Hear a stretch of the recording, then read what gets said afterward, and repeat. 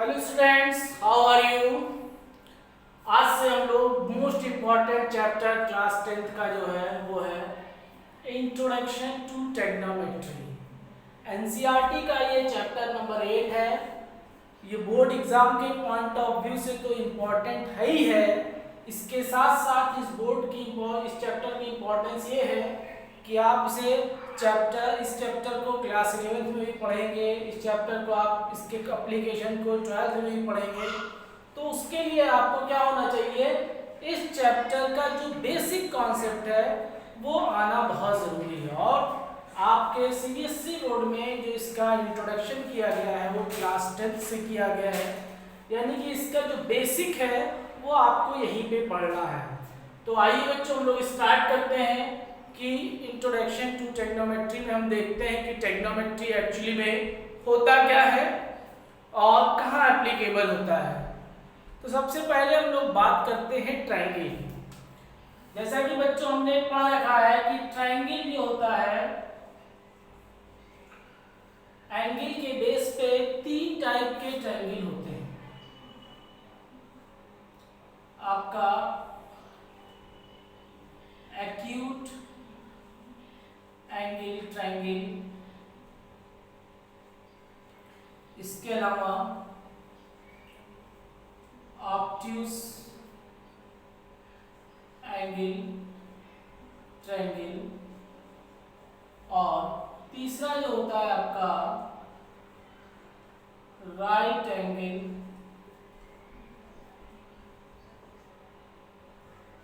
Triangle.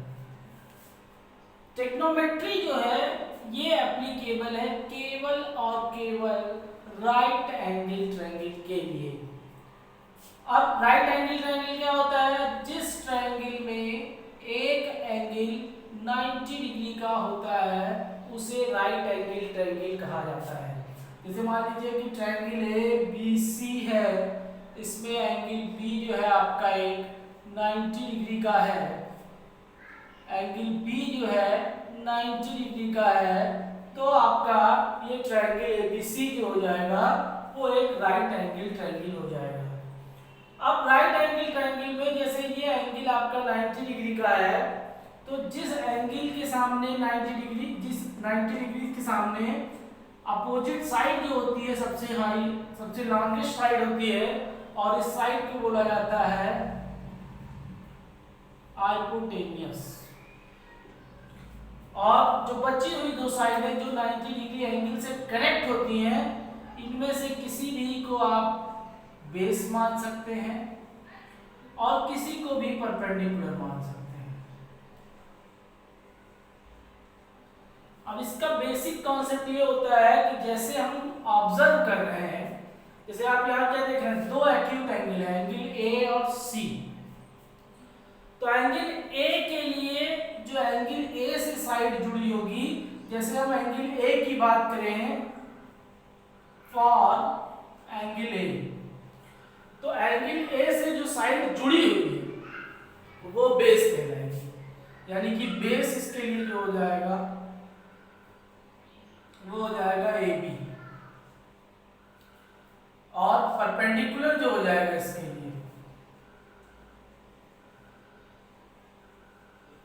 वो हो जाएगा बी सी। ऐसे ही अगर हम एंगल सी की बात करेंगे फॉर एंगल सी, तो जो बेस हो जाएगा, अब इससे जुड़ी साइड क्या है बी सी, और परपेंडिकुलर जो हो जाएगा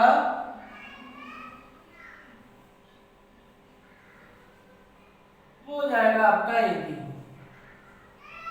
तो जब भी बच्चों हम क्वेश्चन सॉल्व करेंगे या इसके ऊपर कोई सॉल्यूशन करेंगे, तो इस चीज का हमें ध्यान देना जरूरी है कि जो एंगल हम ले रहे हैं उसके रिस्पेक्ट में ट्रायंगल में परपेंडिकुलर क्या होगा और बेस क्या होगा, तभी आपका क्वेश्चन जो है वो सही होगा। अदरवाइज आपका क्वेश्चन जो है वो गलत हो जाएगा। तो आपको परपेंडिकुलर और बेस डिसाइड करना आना चाहिए। मतलब सिंपल सा ये है कि एंगल से जुड़ी हुई कनेक्टेड साइड जो है वो बेस होगी, और उसके अलावा जो परपेंडिकुलर है वो हमेशा परपेंडिकुलर होगा। और जो 90 डिग्री के अपोजिट साइड होगी ट्रायंगल पे वो हमेशा ऑलवेज हाइपोटेनियस ही होगी। तो इस तरीके से ये बेसिक चीजें हैं कि हम किसे परपेंडिकुलर कंसीडर करेंगे, किसे हम बेस कंसीडर करेंगे और किसे हम हाइपोटेनियस कंसीडर करेंगे। इसके बाद आता है टेक्नोमेट्रिक रेशियो।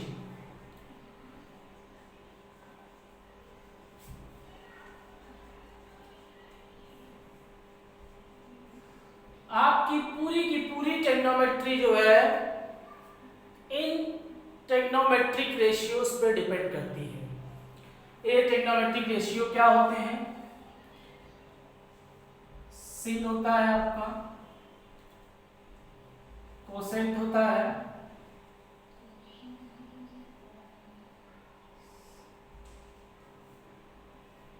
और टेंजेंट होता है, कोसाइन होता है, सेकेंड होता है और कोटेंजेंट होता है। अब सिन को शॉर्ट फॉर्म में SIN सिन लिखा जाता है, कोसेंट को कॉस लिखा जाता है, टेंजेंट को टैन लिखा जाता है और कोसाइन को जो है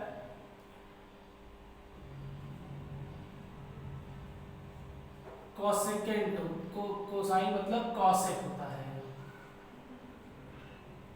ये कॉसेकेंट, ये कोसाइन जो है ये कॉस होता है और कोसेकेंट जो होता है ये कॉसेक होता है। ये आपका कॉस होता है, सेकेंड जो होता है आपका ये सेक होता है और कोटेंजेंट जो होता है शॉर्ट फॉर्म में इसे कॉट कहते हैं। तो बेसिकली आपको ये 6 trigonometric ratio sine, cosec, tan, cos, sec और कॉट इनके बारे में स्टडी करनी है। अब जैसे कि इस ट्रायंगल में जैसे मान ले ये एंगल ए है, तो क्या होता है ये टेक्नोमेट्रिक रेशियोज जो होते हैं ये पर्टिकुलर एंगल के निकाले जाते हैं। तो इसको लिखा जाता है जैसे sine A, cosec A, tan A, cos A, sec A, cot A, इस तरीके से इसकी स्टडी की जाती है। अब जो बेसिक आपका है वो आपका 3 ही रेशियो है, साइन, कॉस और टैन। अब साइन का जो टेक्नोमेट्रिक रेशियो होता है ये होता है आपका perpendicular upon hypotenuse. Sign tan का जो होता है, कॉस का जो होता है ये होता है बेस अपॉन हाइपोटेनियस और टैन जो होता है ये होता है परपेंडिकुलर अपॉन बेस। इसको याद करने का एक तरीका भी है, जैसे साइन, कॉस और टैन। तो इसको याद करने का एक तरीका है, पंडित बद्री प्रसाद हर हर भोले।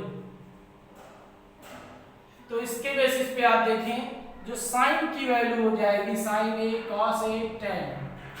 साइन जो हो जाएगा वो आपका P/H, कॉस जो हो जाएगा वो B/H और टैन जो हो जाएगा P/B। तो इस तरीके से हम याद करने का ये एक ट्रिक है, पंडित बद्री प्रसाद हर हर बोले।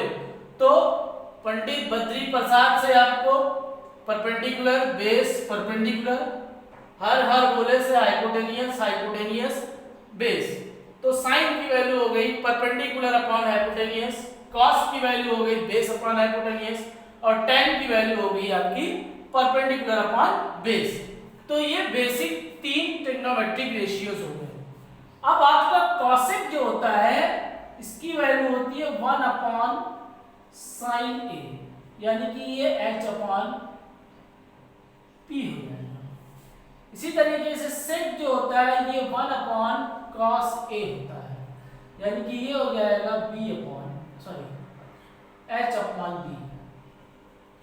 और ये कॉट जो होता है बच्चों, ये 1 अपॉन 10 होता है, यानी कि ये हो जाएगा बी बाई पी। तो सिंपल सा कहने का मतलब ये है कि अगर आपको साइन पता चल गया तो उसका रेसिप्रोकल कर देंगे तो कॉसेक हो जाएगा, कॉस पता चल गया उसका रेसिप्रोकल कर देंगे तो सेक हो जाएगा, टैन पता चल गया तो उसका रेसिप्रोकल कर देंगे कॉट हो जाएगा।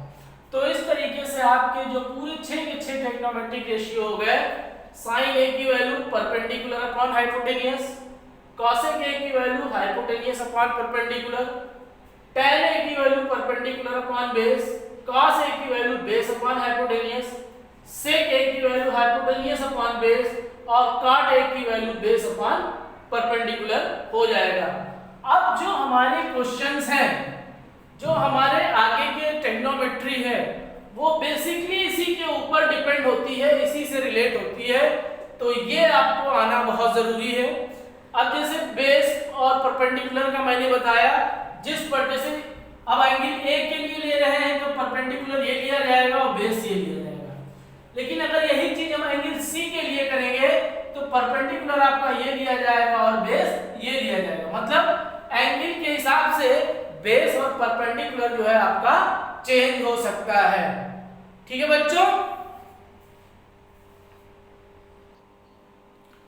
आइए अब कुछ एग्जांपल्स देखते हैं ट्रिग्नोमेट्रिक रेशियो के बेस पे। जैसे एनसीईआरटी का एग्जांपल नंबर 1 दिया हुआ है, given tan A is equal to 4/3, find other trigonometric ratios of triangle of angles A। कह रहा है कि tan A की वैल्यू 4/3 है, आपको अदर 5 ट्रिग्नोमेट्रिक रेशियो जो बच रहे हैं उनकी वैल्यू निकालनी है। तो इसको करने के लिए हम एक ट्रायंगल बना लेते हैं ताकि हमें करने में आसानी हो जाए। मान लीजिए ये ट्रायंगल है ABC, जिसमें ये आपका एंगल A है और एंगल B जो है वो 90 डिग्री का है। अब क्या दिया हुआ है हमारे पास, tan A is equal to 4/3, और जैसा कि हमने पढ़ा tan is equal to होता है परपेंडिकुलर अपॉन बेस। तो यहाँ पे एंगल A के लिए परपेंडिकुलर BC है और बेस क्या है AB है, यानी कि ये आपका 4 दिया हुआ है और ये आपका 3 दिया हुआ है। अब सबसे पहले हम क्या करेंगे, पाइथागोरस थ्योरम लगा के इस AC की वैल्यू निकाल लेंगे। जैसा कि हम जानते हैं कि AC square is equal to हो जाएगा BC square plus AB square, यानी कि AC is equal to under root 4 का स्क्वायर प्लस 3 का स्क्वायर, यानी कि AC is equal to under root 16 plus 9, यानी कि AC इज इक्वल टू आपका आ जाएगा अंडर रूट 25, यानी कि 5। AC की वैल्यू क्या आ गई बच्चों 5। अब अदर ट्रिग्नोमेट्रिक रेशियोज क्या क्या बच रहे हैं, साइन A निकालना है हमें, साइन का उल्टा कॉसेक A निकालना है। इसी तरीके से tan A आपका दिया हुआ है 4/3, tan का उल्टा cot निकालना है और cos A निकालना है, cos का उल्टा sec A निकालना है। तो जैसा कि हम जानते हैं sin A is equal to होता है परपेंडिकुलर अपॉन हाइपोटेनियस। परपेंडिकुलर कितना है 4, हाइपोटेनियस कितना है 5, तो साइन ए हो गया आपका 4/5। cosec A is equal to इसका साइन ए का उल्टा यानी कि h अपॉन p, यानी कि ये हो जाएगा 5/4। tan A आपका दिया हुआ है, cot इसका उल्टा हो जाएगा 3/4। cos A is equal to आपका बेस अपॉन हाइपोटेनियस, बेस है 3, हाइपोटेनियस है 5, हो गया। इसी तरीके से sec h अपॉन b हो जाएगा, यानी कि 5/3। तो निकल आया आपका other trigonometric ratio, sin a की वैल्यू 4/5 आ गई, cosec a की वैल्यू 5/4 आ गई, tan a की वैल्यू 4/3 दी हुई है, cot a इसका उल्टा 3/4 हो गया और cos a की वैल्यू जो है वो b/h यानी कि 3/5 आ गई और sec a की वैल्यू 5/3 आ गई। तो इस तरीके से हम जो भी आपका रेशियो दिया होगा उसके बेसिस पे पता कर लेंगे कि बेस परपेंडिकुलर दिया हुआ है कि बेस हाइपोटेन्यूस दिया हुआ है। उसके हेल्प से पाइथागोरस थ्योरम लगा के थर्ड साइड निकाल लेंगे। उसके बाद इजीली जो है सारे ट्रिग्नोमेट्रिक रेशियोज हम इवैल्यूएट कर सकते हैं। तो ये हो गया आपका एग्जांपल नंबर 1। अब आते हैं हम लोग एग्जांपल नंबर 3 में। एग्जांपल नंबर 3 में दिया हुआ है consider triangle ABC right angle at C in which AB is equal to 29, BC is equal to 21 and angle ABC is equal to theta given in figure. Determine the value of first दिया हुआ है cos square theta plus sin square theta और second दिया हुआ है cos square theta minus sin square theta। तो जैसा कि हम फिगर में देख रहे हैं कि एक ट्रायंगल है ABC, एंगल C 90 डिग्री का है और एंगल B को इन्होंने थीटा कह दिया है, जिसके हिसाब से AB जो है वो हाइपोटेनियस है और BC जो है आपका बेस है। यानी कि AC हमें परपेंडिकुलर को इवैल्यूएट करना होगा पहले। तो AC इज इक्वल टू आपका हो जाएगा under root AB square minus BC square,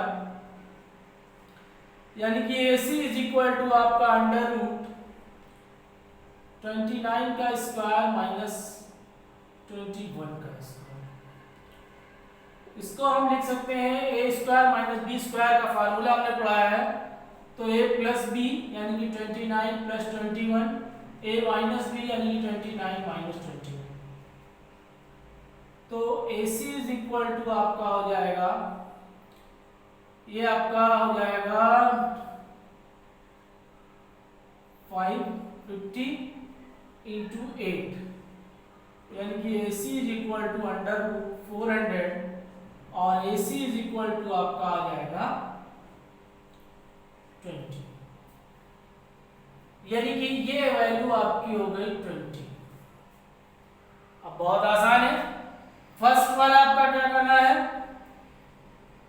cos square theta plus sin square theta. तो cos theta is equal to क्या होता है बेस अपॉन हाइपोटेनियस। तो बेस कितना है 21, हाइपोटेनियस कितना है 29, यानी कि 21 अपॉन 29 का square plus sin theta square theta. sin का मतलब परपेंडिकुलर अपॉन हाइपोटेनियस। परपेंडिकुलर कितना है आपका 20, हाइपोटेनियस कितना है 29, तो 20 अपॉन 29 का स्क्वायर।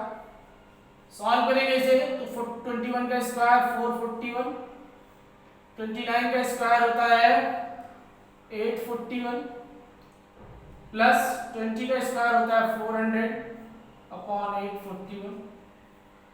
दोनों को ऐड करेंगे तो 841 अपॉन 841 ये कैंसिल होके 1 आ जाएगा। तो आपके फर्स्ट वाले का जो आंसर आ जाएगा cos square theta plus sin square theta is equal to 1 आ जाएगा। अब उसके बाद जो आपका सेकेंड वाला जो पूछा गया है बच्चों, सेकेंड वाले में दिया हुआ है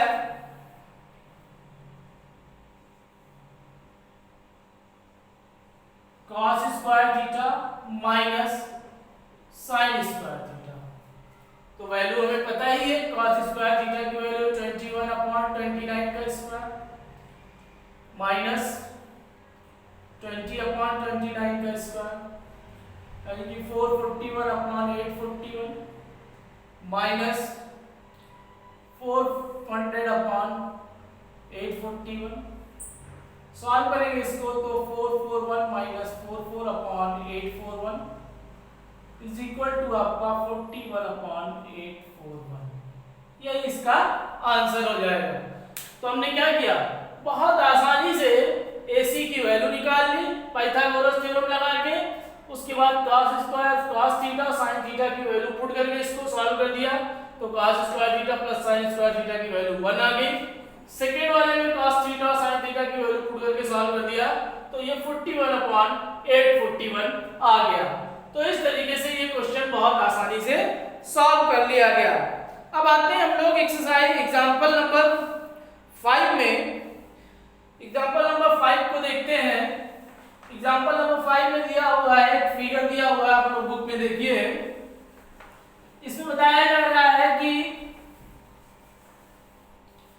एग्जाम्पल नंबर 5 जो आपका दिया हुआ है इन ट्रायंगल OPQ, एक ट्रायंगल दिया हुआ है, ये आपका O है, ये P है, ये Q है। In triangle OPQ right angle at P,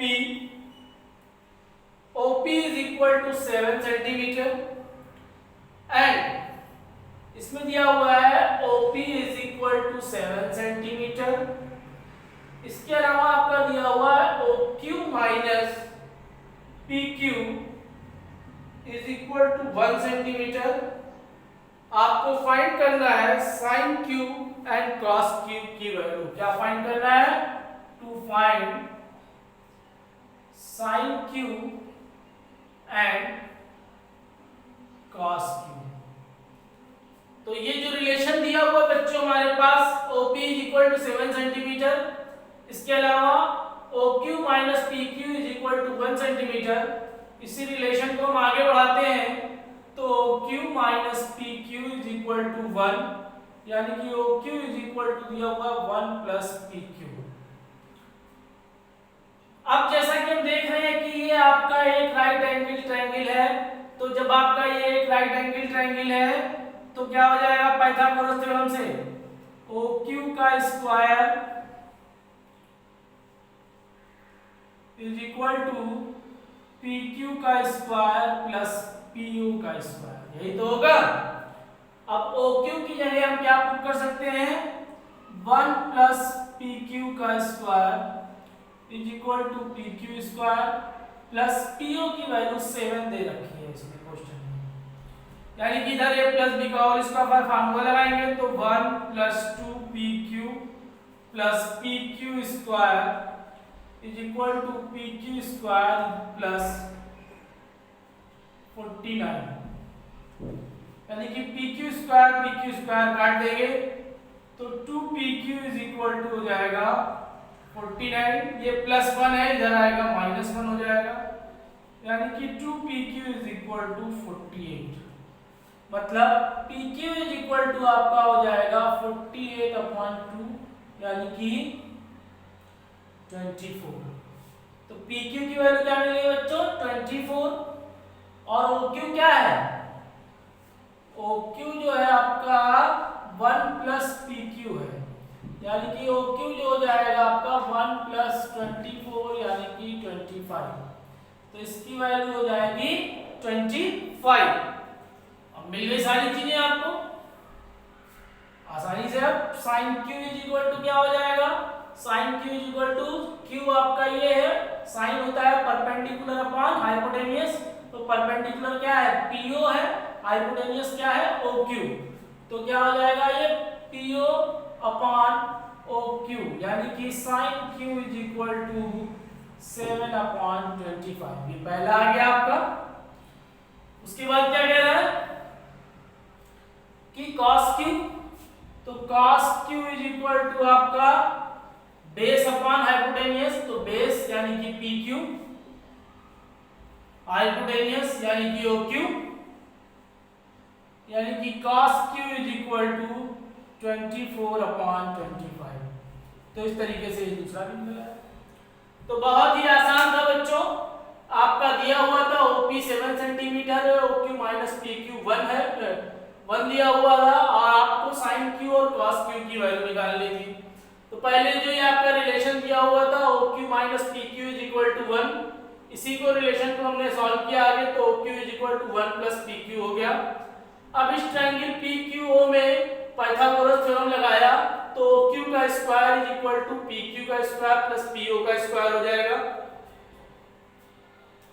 अब इस फर्स्ट से OQ की वैल्यू पुट कर दिया हमने, तो ये 1 प्लस PQ का square is equal to PQ square plus 7 का स्क्वायर, सॉल्व किया गया इसको तो PQ की वैल्यू आ गई 24।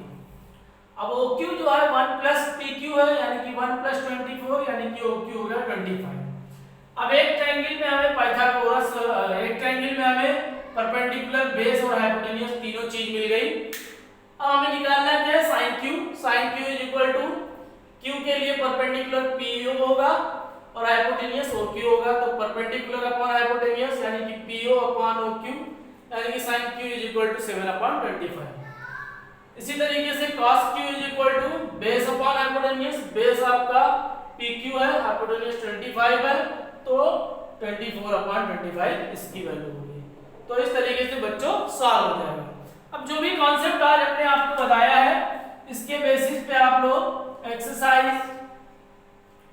8.1 सॉल्व कर सकते हैं। Thank you class.